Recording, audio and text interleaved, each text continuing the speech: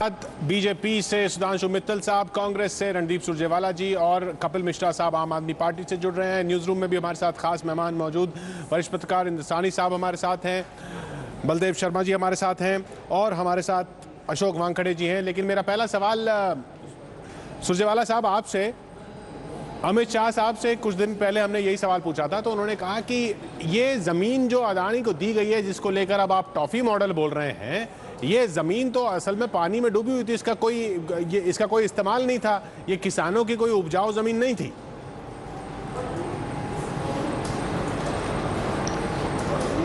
गुजरात और Shri Narendra Modi crony capitalism के सबसे बड़े त्रेता इस देश में हैं। मैं आपके दर्शकों से के समक्ष रखना चाहूंगा एक सीधा सा प्रश्न। 9,558 एकड़ जमीन एक इंडस्ट्रियल हाउस को दे दी जाती है 1 रुपया से लेके 32 रुपया स्क्वायर मीटर पर, और जब वही जमीन Indian oil corporation, Bharat petroleum corporation और दूसरी सरकारी कंपनियों को यही औद्योगिक समूह अलॉट करता है, तो इसी जमीन का रेट होता है 600 रुपये से 737 रुपया पर स्क्वायर मीटर।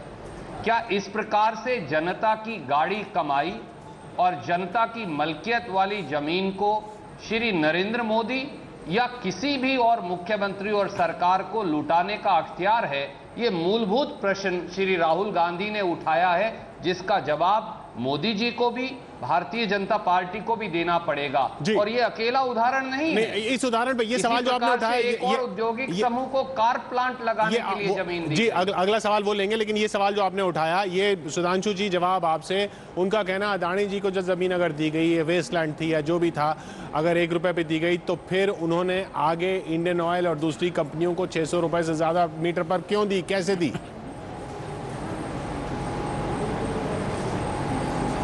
किशोर जी, मुझे तो बड़ा अच्छा लगा कि इन्होंने ये प्रश्न उठाया है, क्योंकि पहले इस प्रश्न का जवाब देता हूँ, फिर कुछ इतिहास का भी इनको ज्ञान दे देता हूँ मैं। पहली बात यह है कि किसी भी जमीन के आवंटन के लिए सरकार एक पॉलिसी बनाती है और कहती है कि जो भी जना इस पॉलिसी के तहत जगह लेना चाहता है तो ये उसके रेट होंगे और ये वो है। उसके बाद वो डेवलप करके उसको जगह को आगे आवंटन का हक देती है, और ये किसी अडानी के लिए नहीं है, ये हर एक व्यवसायिक समूह के लिए उपलब्ध है। तो ये तो एक चीज हो गई।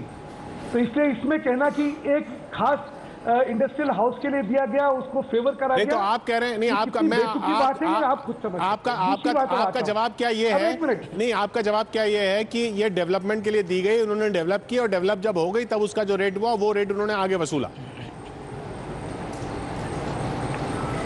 जी, हमेशा क्या होता है कि आप डेवलपमेंट मॉडल के अंदर लैंड जो है एलोकेशन सरकार ने करी है। अब मैं पहले बोल दूं, कहावत बाद में सुन लेंगे ना, एक सेकंड पूरा खत्म कर लेने दीजिए।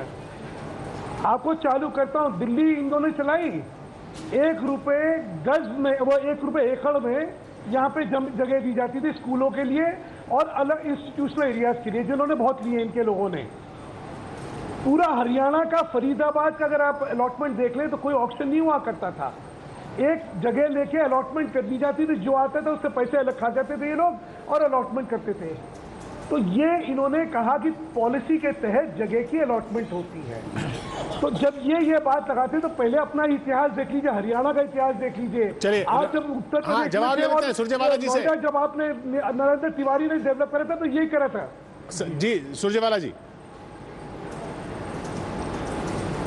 एक कहावत है, अंधा भाटे शीरनी मुड़ मुड़ अपने को दे, हिंदी की कहावत है, वो इन पर लागू होती है। ये केवल झूठा प्रचार और झूठे तथ्यों के आधार पे मेरे मित्र जो हैं सुधांशु जी, आज एक ऐसे केस को डिफेंड कर रहे हैं जो इंडिफेंसिबल है। आपने 9,600 हेक्टेयर जमीन एक औद्योगिक समूह को 1 रुपया से 32 रुपया मीटर पे दे दी, और जब सरकारी कंपनियां उसी जमीन पे प्लॉट लेने जाती हैं तो 750 रुपया मीटर पे वो जमीन बिकती है। तो ये किस प्रकार से आप इसको जस्टिफाई कर सकते हैं? अब आप उसको घुमाते रहिए। मैं बहुत जिम्मेवारी से कहता हूं, हरियाणा में 1 इंच जमीन भी सरकार ने किसी भी उद्योगपति को इस प्रकार की नीति के तहत नहीं दी। हमारा बाकायदा एक निर्धारित नियम है, ये नियम जो है और नीति जो है मोदी जी, वो अपने क्रोनिक कैपिटलिस्ट को और चंद उद्योगपतियों को फायदा उठाने के लिए पहुंचाते हैं। आपका पॉइंट लिया। हमारे साथ इंदर साहब हैं, यहाँ पर इसकी जांच करवाएंगे आप? यहाँ एक मिनट, हमारे साथ न्यूज रूम में इंदर साहब हैं, ये गुजरात पे काफी इन्होंने नजर रखी है इस पूरे मामले पर। एक मिनट सुधांशु जी, ये जो सुरजेवाला जी कह रहे हैं और जो सुधांशु मित्तल जी कह रहे हैं, दोनों में कौन सी बात सही है या दोनों बातें सही हैं? मैं ये देखता हूँ कि गुजरात के अंदर सिर्फ अडानी ही बिजनेसमैन नहीं है, उससे बड़े बिजनेसमैन भी हैं। अंबानी भी है वहाँ पर, रुइया भी है वहाँ पर, टाटा भी है वहाँ पर। और मोदी गवर्नमेंट ने टाटा को नैनो के लिए भी सस्ती ज़मीन दी है।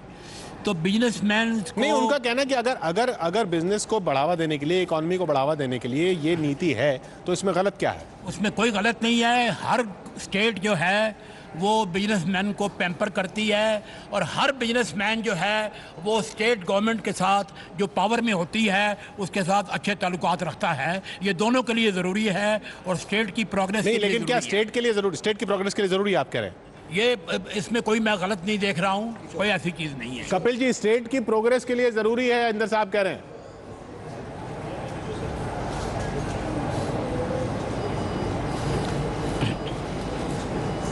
इसमें दो तीन बातें मैं जोड़ना चाहूंगा फटाफट। सबसे पहली बात तो, एक बात तो बिल्कुल स्पष्ट हो जाती है ऐसे किसी भी वाद विवाद में कि यहाँ पर वो रॉबर्ट वडेरा दामाद, वहां पे सौरभ पटेल दामाद, ये तो दामाद को खिला रहे हैं। कांग्रेस पार्टी भी वही कर रही है और गुजरात में नरेंद्र मोदी भी वही कर रहे हैं। दूसरी बात जो इन्होंने कही कि वहां बिजनेसमैन को फायदा पहुंचाते इससे प्रोग्रेस होती है, साहब ये बात तो हम भी कह रहे हैं कि 5 करोड़ गुजरातियों के भला नहीं कर रहे नरेंद्र मोदी, 5 करोड़ पतियों का भला कर रहे हैं केवल वहां पर। जहां पर किसान आत्महत्या करता हो, 5 लाख लोगों को बिजली का कनेक्शन ना मिला हो, पीने का पानी ना हो, बेरोजगारी हो, भ्रष्टाचार हो, वहां पर आप ये 1 रुपए में जमीन बांटकर कौन सी प्रोग्रेस कर रहे हैं गुजरात में? कौन सा गुजरात में उन्होंने जो तर्क दिया एग्रीकल्चर ग्रोथ। एक चीज मैं साथ में जोड़ देना चाहता हूं, ये बहुत इंपॉर्टेंट है। नहीं अडवाणी जी, किशोर भाई, एक लाइन में जोड़ देना चाहता हूं आखिरी में। इसमें यह बहुत महत्वपूर्ण है कि नरेंद्र मोदी खुद इन सवालों का जवाब दे। वो बिल्कुल छुप कर बैठे हुए हैं और ऐसे लोगों को सामने लाया जा रहा है जो खुद ही भ्रष्टाचार में घिरे हुए हैं। आपने कुछ आंकड़े भी बोले एग्रीकल्चर ग्रोथ पे, उस पर भी हम आएंगे। यहाँ वानखेड़े जी पर इस पर कुछ पॉइंट रखना चाह रहे हैं। एक छोटे से ब्रेक के बाद हम लौट रहे हैं। ये बहुत अहम बहस, क्या ये नीति के तहत है, और नीति के तहत है तो क्या इसकी आलोचना इस तरह से सही है, और अगर नहीं है तो फिर क्यों ना ये मुद्दा उठाया जाए चुनाव में। एक छोटे से ब्रेक के बाद मॉडल है ये, इसी पर सवाल है अशोक वानखेड़े जी का। मेरा सुधांशु जी से एक सवाल है, और सवाल ऐसा क्योंकि सुधांशु बड़े कैलकुलेटिव चलते हैं, वो हेक्टर एकड़ में भी ये करते हैं।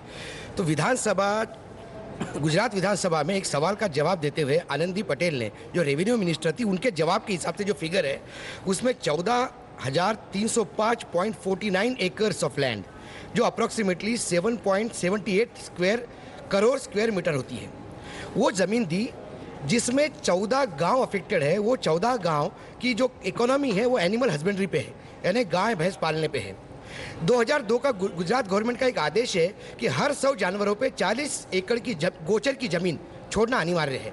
जो बार बार आप पानी के नीचे डूबी हुई ज़मीन कहते हैं, वो दरअसल गोचर की ज़मीन है जो दी गई। इसके लिए वहाँ जो BM शाह कमीशन अपॉइंटेड है, उस कमीशन में लोग भी गए हैं। ये सारी चीज़ें डॉक्यूमेंटेड है, ये कोई फैब्रिकेटेड मामला नहीं है। सवाल हरियाणा में कौन क्या करता है या कहाँ क्या देता है, ये सवाल नहीं है। सवाल है कि इन सारे भ्रष्ट लोगों में यदि एक विकास पुरुष की छवि लेके कोई सामने आता है तो कम से कम वहाँ से अपेक्षा होती है कि वहाँ इस मामला, ये गड़बड़ झाला वहाँ नहीं होना चाहिए, लेकिन ये झाला हुआ है। गुजरात में एक जंतरी रेट है, जंतरी रेट माने सरकारी रेट। सरकारी रेट कच्छ में 1000 रुपए स्क्वायर फीट है, और यदि वो कमर्शियल यूज़ के लिए जाता है तो 300 रुपये का प्रीमियम है। इसका मतलब 1300 रुपये होना चाहिए। वो 1300 रुपये नहीं होते हुए यदि वो 2 रुपये 75 पैसे से लेके 32 रुपये तक के रेट गए हैं वेरियस ऑर्डर से, क्योंकि कम से कम 25 ऑर्डर पास होकर ज़मीन ट्रांसफ़र हुई है। तो ये जो मामला हुआ है, इस पे CAG से लेकर सारे लोगों ने ऑब्जेक्शन उठाया है। मैं मानता हूँ हो सकता है कि गुजरात के डेवलपमेंट के लिए किया हो, लेकिन सैद्धांतिक रूप से कहीं ना कहीं ये गड़बड़ी हुई है। और CAG को लेकर जब CAG की रिपोर्ट में कांग्रेस के खिलाफ या केंद्र सरकार के खिलाफ होता है तब आप बहुत बोलते हैं, इसलिए ये सारे आंकड़े आपको दिए गए। सुधांशु जी,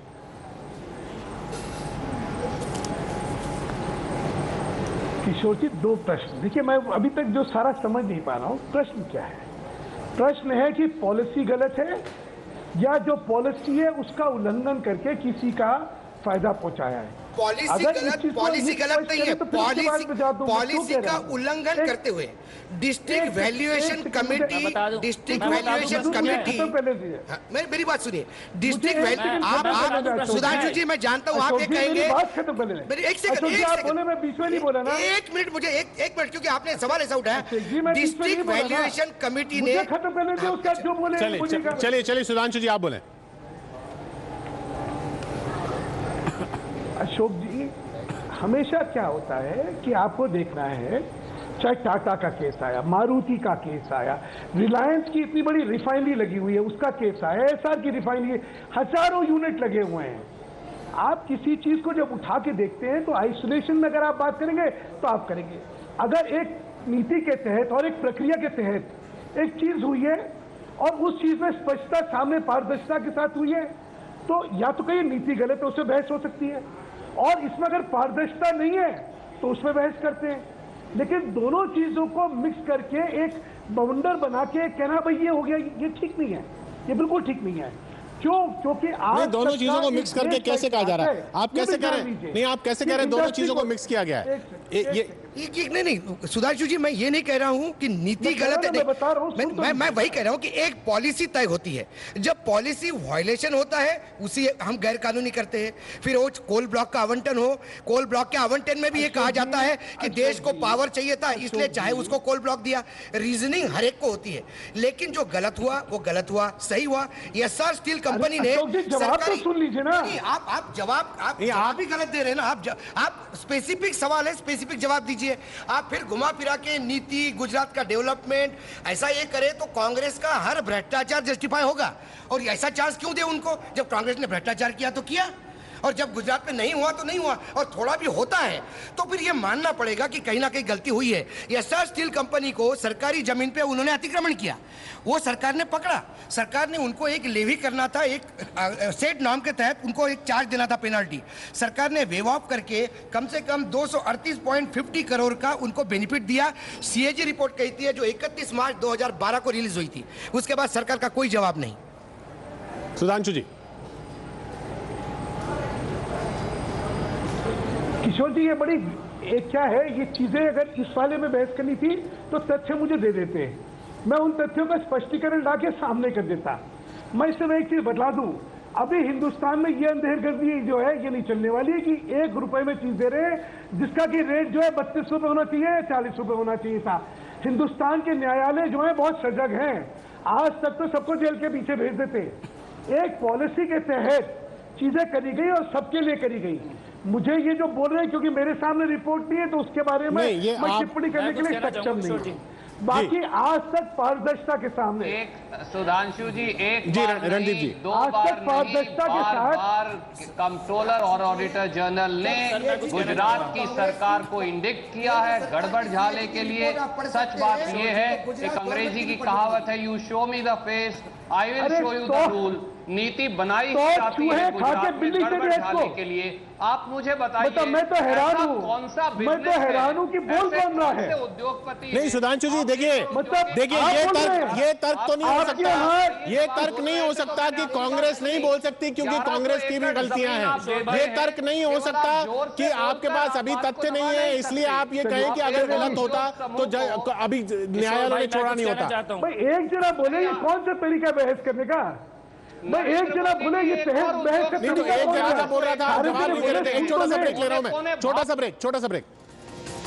दर पर जमीन बांटने को टॉफी मॉडल बताया राहुल गांधी ने, उसी पर हम यहाँ पर बहस कर रहे हैं। हमारे साथ कांग्रेस से अब रणदीप सुरजेवाला जी की जगह अखिलेश सिंह जी जुड़ रहे हैं। कपिल मिश्रा जी लगातार हमारे साथ बने हुए हैं आम आदमी पार्टी से। सुधांशु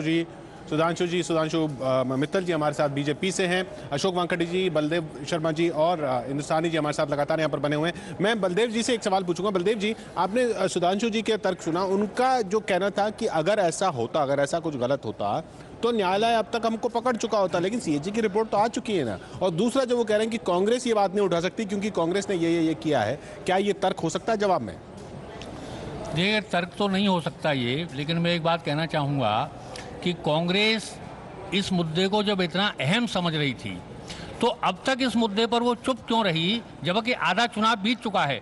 मुझे लगता है शायद हरियाणा का चुनाव बीतने का इंतजार कांग्रेस कर रही थी कि कांग्रेस इस मुद्दे को उठाएगी तो वाड्रा के जमीनी सौदों को लेकर जो बवाल मचा था, जिस पर आईएएस अधिकारी को इतना प्रताड़ित किया गया, तो वो मुद्दा भी उठेगा, और इसलिए कांग्रेस अब तक चुप रही।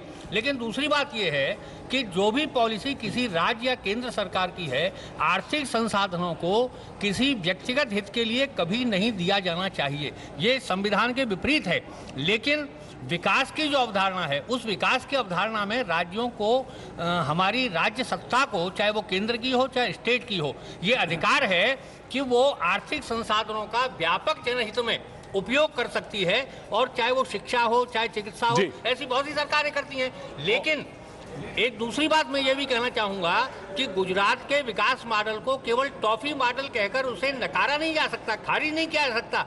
गुजरात में जो विकास किया है, मोदी जी उसको बार बार अगर कह रहे हैं तो उसके पीछे के सत्य को भी समझना चाहिए, चाहे वो कृषि का क्षेत्र हो, चाहे शिक्षा का क्षेत्र हो, चाहे वनवासी विकास का क्षेत्र हो, चाहे जल संसाधन हो, इन सबका विकास समग्र रूप में देखना चाहिए। आपके इन्हीं दावों को और बीजेपी के इन्हीं दावों पर कपिल मिश्रा जी बहुत देर से कुछ कहना चाह रहे हैं। जी कपिल जी।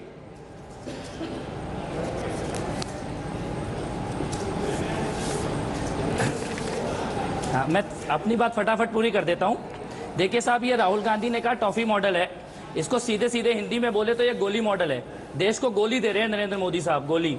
नीति भी गलत है, नीति भी गलत है और नीयत भी गलत है। आप अपने घोषणा पत्र में लिखते हैं कि रिटेल में एफडीआई नहीं आएंगे और गुजरात में वॉलमार्ट की दुकान खुल जाती है। आप कहते हैं कि जीएम फसलों के हम खिलाफ हैं और गुजरात में जीएम फसलों के ओपन फील्ड ट्रायल चल रहे हैं। ये कौन सी कहानी देश को समझाई जा रही है? ये समझना जरूरी है कि सफेद झूठ बेचा जा रहा है गुजरात मॉडल के नाम पर। मैं यहाँ बनारस में बैठा हूँ, बनारस में वो कहते थे मोदी की लहर चल रही है, बनारस के लोग कह रहे हैं जो 2 सीटों से लड़ता है वो केजरीवाल से डरता है। तो ये कौन सी लहर है? ये सवाल है कि जनता ये सवाल उठा रही है कि आज आप कहते हैं हर हर महादेव कहने वाले पाकिस्तानी और हर हर मोदी कहने वाले हिंदुस्तानी, ये कौन सा मॉडल है? ये मॉडल है क्या? ये देश को बांटने का मॉडल है? कपिल जी एक मिनट, भाषणबाजी नहीं। देखिए मित्तल साहब, वाराणसी की बात नहीं है ना, वाराणसी की बात नहीं है। आप गुजरात में आपका जो सवाल है वो ले रहे हैं, बहस कर रहे हैं, एक विषय में बहस करिए ना। भाषणबाजी नहीं है साहब, ये तो जनता की आवाज है। अरे जनता की आवाज के नाम से थोड़ी। मैं आपको एक सवाल पूछता हूँ, अभी जनता की आवाज नहीं की, जनता झूठे मार रही है आपको, जनता आपके मुंह पे काला पोत रही है। किया होता तो जेल जाते। मैं कहता हूँ अगर जन लोकपाल लागू होते तो सुधांशु भाई आप भी जेल में होते, सीडब्ल्यूजी में छापे आप पर भी पड़े, लफाजी करने, छापे आप पर भी पड़े सीडब्ल्यूजी में। नहीं चलिए, अच्छा अरे लफाजी, एक मिनट महाराज, आपके कार्यकर्ता आपको पीट रहे हैं, एक मिनट आपके कार्यकर्ता आपके एक मिनट, ये बहस ना बैठ कपिल जी एक मिनट, सुधांशु जी कपिल जी एक मिनट। इंडिपेंडेंट स्वरा नहीं ये बहस का मुद्दा नहीं है। मत बोलिए सुधांशु भाई, ऐसी बातें मत बोलिए, ये बहस का मुद्दा नहीं है। मैं तो मुद्दों पे बात कर रहा हूँ, मुद्दों पे बात कीजिए। एक मिनट ऐसी बातें करने से क्या फायदा है? एक मिनट सुधांशु जी, एक मिनट मुद्दा है नहीं, कपिल जी एक मिनट, कपिल जी प्लीज, कपिल जी बहस से भटकेंगे नहीं। एनआरसी करनी बात करिए, मैं नहीं बोलूंगा। नहीं सुधांशु जी एक मिनट, हम आगे बढ़ रहे हैं। इंदर साहब का सवाल है अखिलेश जी से।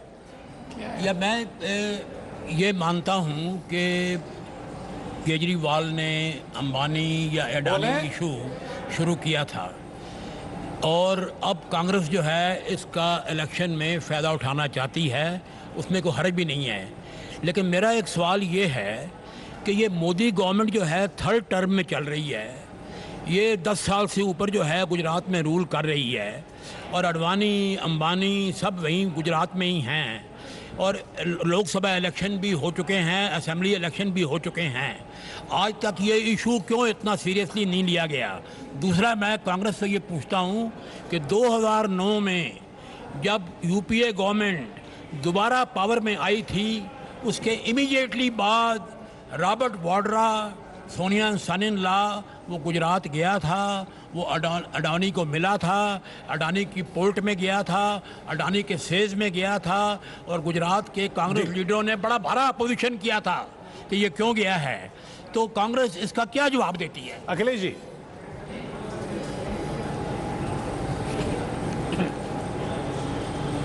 जी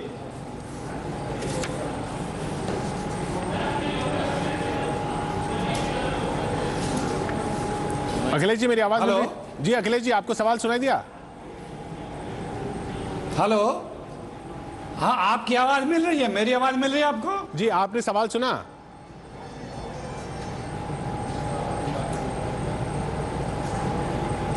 नहीं, संपर्क में शायद बार बार ब्रेक हो रहा है, बीच में संपर्क बार बार ब्रेक हो रहा है। अखिलेश जी तक हमारी आवाज अखिलेश जी तक आवाज नहीं जा रही है। जी सुधांशु जी। किशोर जी मैं कुछ कह लूं? जी किशोर जी देखिए, बहस कहां से चालू हुई? बहस चालू हुई कि राहुल गांधी जी ने कहा कि ये टॉफी का मॉडल है, ये हुआ ना।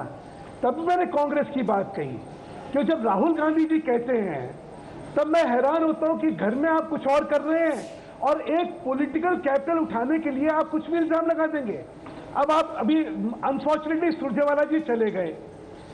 आप जानते हैं गुड़गांव के आगे कितना बड़ा एक एसईजेड एक इंडस्ट्रियल ग्रुप को है, कितना मेरे ख्याल जहां तक मुझे 40,000 एकड़ है। मैंने आपसे पहले भी यही कहा, मैं अभी फिर यही कहूंगा, अगर हरियाणा में है, बात खत्म कर नहीं बलदेव भाई ने भी यही बोला कि हरियाणा के इलेक्शन खत्म होने के बाद कांग्रेस ने ये मुद्दा उठाया, ये हम कांग्रेस से पूछना जरूर चाहेंगे, लेकिन अगर हरियाणा में है इसका मतलब ये तो नहीं गुजरात में भी होना चाहिए। किशोर एक छोटा सा सवाल है सुधांशु जी, मैं ये बार बार आपको रिक्वेस्ट कर रहा हूँ, एक रिक्वेस्ट कर रहा हूँ मैं आपसे कि जितना भ्रष्टाचार, एक सेकंड आप लोग बोलते रहेंगे, आप मुझे बोलने नहीं अरे एक मिनट मेरा सजेशन, अरे एक रिक्वेस्ट है आपको, मेरी बात नहीं, आप ही की बात मैं कर रहा हूँ, एक बात मेरी बात सुन लीजिए। कांग्रेस ने जितना भ्रष्टाचार हरियाणा में, अरे मैं 3 लाइन बोलता हूँ, आप बीच में बोल जाते हैं। अरे एक सेकंड तो सुनिए, अरे एक बात तो सुनिए मालिक, जितना कांग्रेस ने भ्रष्टाचार हरियाणा में किया उसको आप जस्टिफाई मत करो। यदि आपने कहा कि हरियाणा ने भी जमीन दी इसलिए हमने जमीन दी, तो कांग्रेस को छुटकारा दे रहे हैं आप। मैं बार बार आपको कह रहा हूं कि आप समझ जाइए इस बात को। कांग्रेस ने तो भ्रष्टाचार किया, कांग्रेस ने तो लुटवा दिया, सब कुछ है, इसीलिए देश आपकी तरफ देख रहा है। तो जब आपके ऊपर आरोप लगते हैं तो वो आपसे जवाब चाहते हैं और कुछ नहीं। मैं अशोक जी आपको वही समझाने की कोशिश कर रहा हूँ। देखिए सुधांशु भाई, ये कह रहे हैं कि कांग्रेस और भाजपा में कोई अंतर नहीं है, क्यों परेशान हो रहे हो? नीति भाई बोलने तो दीजिए, कोई सभ्यता होगी नहीं। देखिए मैं चिल्ला चिल्ली नहीं कर सकता। नहीं सुधांशु जी आपका जवाब। जिस समय आपका समय प्लीज बोलिए, जिस समय मेरा समय मुझे बोलने दीजिए। जी सुधांशु जी बोले आप। एक सिंपल सी बात है, एक सिंपल सी बात है कि एक नीति जो है, नीति इंडस्ट्रियल पॉलिसी एक तय करी जाती है कि भाई आप इंडस्ट्री को प्रमोट करने के लिए इस तरह से ये इंसेंटिव देंगे, इस तरह जगह का आवंटन होगा, ये चीजें होंगी। और उस पॉलिसी के तहत एक आदमी को नहीं दी गई है, सारी दुनिया को दी गई है। अगर उसके अंदर भ्रष्टाचार है, सुनिए, अगर उसके अंदर पारदर्शिता नहीं और भ्रष्टाचार है तो ये बहुत गलत है। इसमें कोई डिबेट हो सकता है, इसमें कोई डिबेट नहीं हो सकता। अब प्रश्न ये है कि ये इसमें भ्रष्टाचार है या नहीं है। नहीं है, आज आपने बोला है, मैं कल का दोबारा डिबेट रख लेता हूं, सारे तथ्य लाके सामने रख देता हूं, उसके बाद अगर आपने से कोई उंगली उठा है तो ठीक है। आपने जब कहा कि सीएजी ने एक पैरा दिया, उस सीएजी के पैरे के बाद उसका जवाब दिया, उस जवाब के बाद अगर सीएजी ने इंडाइटमेंट करी होती तो मैं समझ सकता था। सीएजी के ऑब्जर्वेशन को उसको एड्रेस करा गया। तो इसलिए मेरा कहना है कि किसी चीज को भी नहीं, वही हम तो लोग जो है बिना उसके तथ्य के साथ, अगर हम लोग किसी को फांसी पे खड़ा करना है तो झुला दीजिए। नहीं आप फांसी नहीं, चलिए मैं अशोक यादव आपके पास भी आता हूँ, सुधांशु जी आपके पास भी आता हूँ। भाई मैं कुछ कहना चाहता हूँ। नहीं, अखिलेश जी से हमारा संपर्क अभी जुड़ा है, उनके पास जाना बहुत जरूरी है क्योंकि वो टेक्निकली उनसे संपर्क नहीं हो पाया था। तो एक छोटे से ब्रेक के बाद अखिलेश जी के पास जाएंगे। मोदी के गुजरात मॉडल को राहुल ने टॉफी मॉडल कहा, प्रियंका गांधी ने कहा परिवार ने चुनाव लड़ने से कभी नहीं रोका, और केजरीवाल ने कहा कि बीजेपी मीडिया को धमका रही है।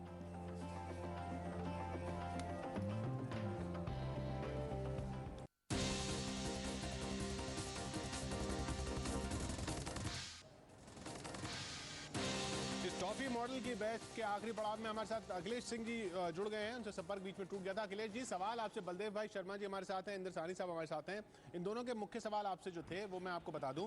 पहला सवाल ये कि हरियाणा के चुनाव जब खत्म हो गए तब आपको ये टॉफी मॉडल याद आया है प्रचार में बनाने के लिए, और दूसरा सवाल ये, नहीं मैंने सुना। हाँ, और दूसरा सवाल ये कि इतने विधानसभा और लोकसभा चुनाव हो गए गुजरात में, वहां पे भी इसको मुख्य मुद्दा आपने नहीं बनाया। मैंने सुना।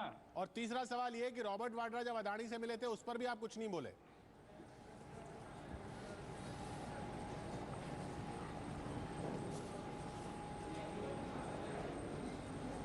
देखिए, जो सज्जन ये कह रहे हैं कि अभी तक इसका मुद्दा क्यों नहीं बनाया गया, जो टॉफी मॉडल की जमीन दी गई, तो हम याद दिलाते हैं आप ही के चैनल पे लगभग 2 महीने पहले कई दिन तक डिस्कशन हुआ था इस सब जमीनों के डिस्ट्रीब्यूशन को लेके, और पूरे नेशनल मीडिया पे डिस्कशन हुआ था, और मैं खुद बैठा था और सारे डिटेल के साथ बैठा था और बताया था। तब तो अरविंद केजरीवाल ने उठाया था, तब इसलिए ये मुद्दा उठा था क्योंकि अरविंद केजरीवाल ने उठाया था। बहुत विधिवत इस हाउस में नहीं, केजरीवाल ने तो हम लोग, यही तो आप लोग भी भूलते हैं, केजरीवाल तो जो हम लोगों की उठाई गई आरटीआई से चीजें थी, आप उसके पहले देखिए वो सारी चीजें कांग्रेस कमेटी के जो अध्यक्ष हैं उन्होंने वहाँ आरटीआई से निकाल करके वो सब चीजें रोज बोलते रहते थे, मैक्सिमम चीजें उसमें से लेकर के उसको पढ़ रहे थे। फिर तीसरी बात जो यहाँ से पूछी गई है कि चुनाव के समय क्यों, इसके पहले भी उठाई जाती रही है, ये कोई हम ही नहीं उठाते रहे हैं। आप याद करें, एक साल हैं कि गुजरात मॉडल ही देश में नहीं चलेगा, ये मध्य प्रदेश मॉडल की भी चर्चा करते रहे, गुजरात मॉडल सिर्फ गुजरात का है। जोशी जी अभी कल बोले हैं कि गुजरात मॉडल देश में नहीं चल सकता है क्योंकि गुजरात मॉडल एनडीए का मॉडल नहीं हो सकता है। रीजन क्या है? क्योंकि गुजरात में कोई प्रायोरिटी है ही नहीं है, या कहीं किसी भी चीज में नहीं, गुजरात हम ये नहीं पूछ रहे हैं, हम आपसे सवाल आपसे था कि हरियाणा के चुनाव खत्म होने के बाद राहुल गांधी को ये टॉफी मॉडल नजर आया। दूसरा, रॉबर्ट वाड्रा की मुलाकात की तस्वीरें जो अडानी के साथ आई उस पर आप कुछ नहीं बोले। मैंने उसके पहले आपका जवाब दिया। वाड्रा पर तो आप बोले ही नहीं है महाराज। मैं बोल रहा हूँ, मैंने पहले ही कहा कि अगर जिसको नहीं पता है तो हम क्या करें, इस जमीन पे इन जमीनों के कौड़ियों के भाव देने की बहस तो कई बार चैनलों पे हुई है, 1-1.5 महीने पहले भी, 2-2.5 महीने पहले भी हुई, और किसी आपके चैनल पे कोई आए तो कोई कहे वो अखिलेश जी मान लिया जमीनों पे बहुत पहले से आप उठाते आ रहे हैं, मतलब है ये विधानसभा में 2012 में उठाया था। एक मिनट सुनिए, 1 मिनट, अरे 1 मिनट सुनिए ना, आप जो सवाल का जवाब जो सेकेंडरी है वो देने के रहे। वाड्रा पे जो बात हो रही है, थोड़ा वाड्रा पे आप डाले। जोशी जी ने जो कहा तो सारी दुनिया ने देखा, सारी दुनिया ने कहा। मैं अशोक वानखड़े बोल रहा हूँ। जो सवाल यहाँ से जो सवाल उठ रहा है कि वाड्रा का अडानी के साथ क्या संबंध है, जो फोटो छपे उस पर थोड़ा कांग्रेस प्रकाश डाले तो सबके लिए ठीक रहेगा।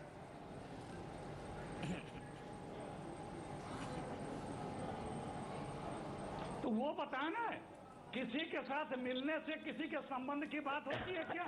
किसी के पास कोई इलीगल चीज है तो वो बतावे। अच्छा, आप कह रहे हैं मुलाकात में कुछ गलत नहीं है, अगर कुछ गलत हुआ है तो वो सामने लाया जाए। अफसोस वक्त यहाँ पर हमारा खत्म होता हुआ, और संपर्क में भी काफी दिक्कत आ रही है अखिलेश जी से। बहुत बहुत शुक्रिया इंद्र जी, बलदेव भाई और अशोक जी हमारे साथ जुड़ने के लिए। कपिल जी आपका भी बहुत बहुत शुक्रिया, सुधांशु जी आपका भी बहुत बहुत शुक्रिया। एबीपी लाइव में कल का मुद्दा।